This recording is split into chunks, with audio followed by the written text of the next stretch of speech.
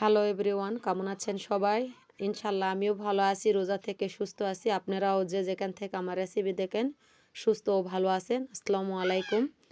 তো বন্ধুরা, মাছ মাংস খেয়ে বিভোর হয়ে গেছেন, তাহলে এভাবে শুক্তোর রেসিপি দিয়ে পেট মুখ ভরে ভাত খেতে পারবেন চাইটে পুটে, অর্থাৎ কচু শাক দিয়ে পেটও পরিষ্কার হবে। আমি জাল মাছের শুক্তো দিলাম, রসুনের পাতাটা দিলাম, এত টেস্টি হয়। এটা ঘাটিতেও দিয়ে খায় দেখেন কত টেস্টি আর লোভনীয় হয়, খুবই সুস্বাদু হয় বন্ধুরা। সাথে একটু আলুও দিয়ে দিয়েছি। নুন, হলুদ, পেঁয়াজ, রসুন, আদা কুচি সব কিছুই দিয়ে আমি ভেজে ভর্তা করে নিব বন্ধুরা, দেখতে থাকেন।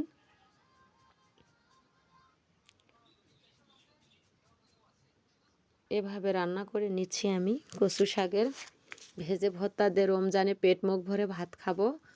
এই কারণে আপনাদের মাঝেও শেয়ার করে দিলাম, রেসিপিটা আপলোড করতেছি। আপনারাও খেয়ে তৃপ্তি পাবেন, ভালো লাগবে, শান্তি লাগবে ও সুস্থ থেকে নামাজ কালাম করতে পারবেন। এই কারণে রেসিপিটা দেখাইতেছি বন্ধুরা।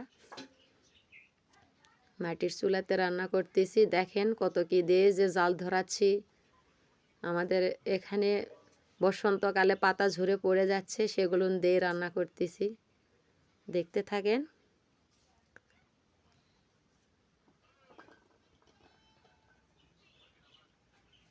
এই যে এভাবে ভেজে নিচ্ছি বন্ধুরা। আর শুক্তো কার না পছন্দ বলেন? সবারই শুক্তো পছন্দ, আচারের মতো খুবই টেস্টি হয় আর মজা লাগে। এমনি কচু শাকও সুন্দর, কচু শাকটাও ভালোই লাগে। তারপরে এই যে পেঁয়াজ, রসুন, টমেটো, তারপরে হচ্ছে করলা,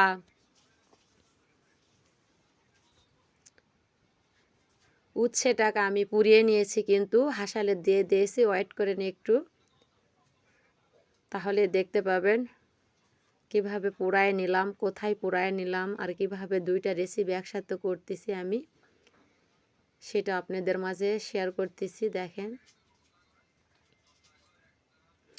আমার পেজে যদি নতুন হয়ে থাকেন, অর্থাৎ ফেসবুকে পেজে, তাহলে একটু ফলো দিবেন। আর ইউটিউব থেকে দেখলে একটু সাবস্ক্রাইব করে নোটিফিকেশান অন করে দিয়ে রাখবেন। ঘন্টিটা অন করে দিয়ে রাখলে নিত্য নতুন রেসিপি সবার আগে আপনার কাছে পৌঁছে যাবে আমি আপলোড করা মাত্র।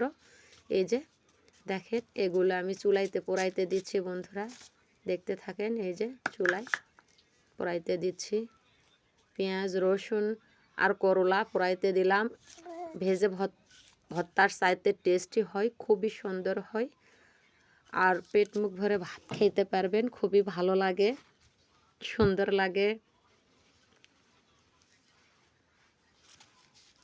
তার সাথে কিন্তু মাছ দিয়ে দেব আমি, মাছটা তেলে ভেজে নিচ্ছি। আর ওই যে রসুনের পাতাটা দিলাম, সুন্দর করে ভেজে নিচ্ছি।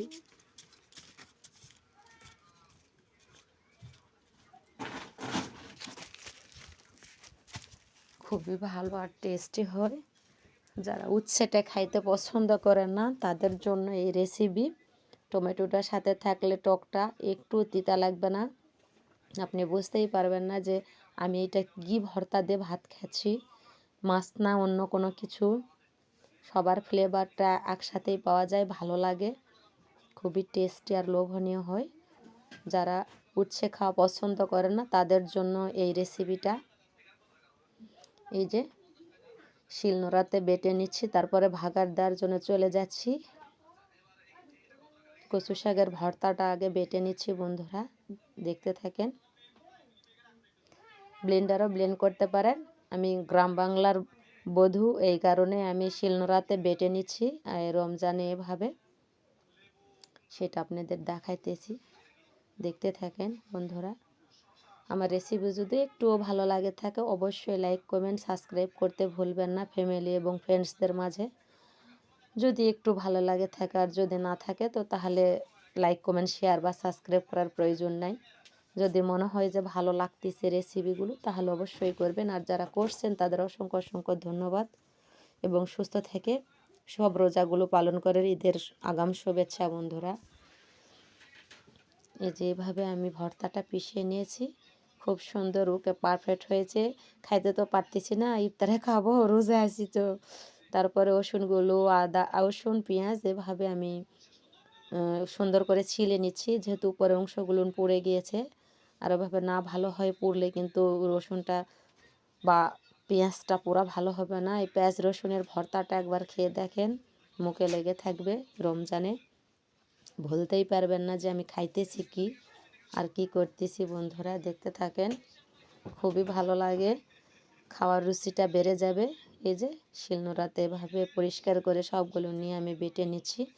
আর উচ্ছেটা তিতো লাগবে না, এই কারণে টমেটো আছে। যদি আপনারা উচ্ছে খেতে না পছন্দ করেন, শুধু মাছ দিয়ে পেঁয়াজ রসুন দিয়ে ভর্তা করে নিতে পারেন। আর যখনই উঠছে বা করলাটা রান্না করবেন, তখনই রান্নার 2 মিনিট আগে একটু টক দিবেন, তাহলে আর তিতা থাকবে না, খুবই ভালো লাগবে, বুঝতেই পারবেন না এটা কি খাচ্ছি। আমি পুড়ে নিয়েছি, তারপরে কিন্তু আমি পাটাতে পিষে নিচ্ছি, পিষে ভর্তা করব।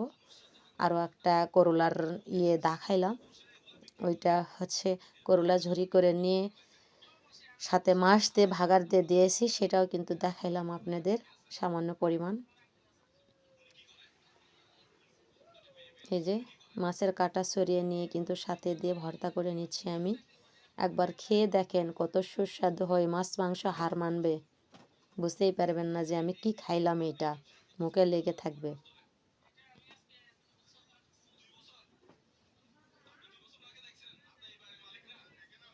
দেখেন কত সুন্দর হয়েছে ভর্তাটা। সরিষার তেল কিন্তু আমি দিয়ে দিয়েছি ভর্তাতে, কাঁচা পেঁয়াজের প্রয়োজন আর হয়নি। ভালো থাকেন, সুস্থ থাকেন, আল্লাহ হাফেজ।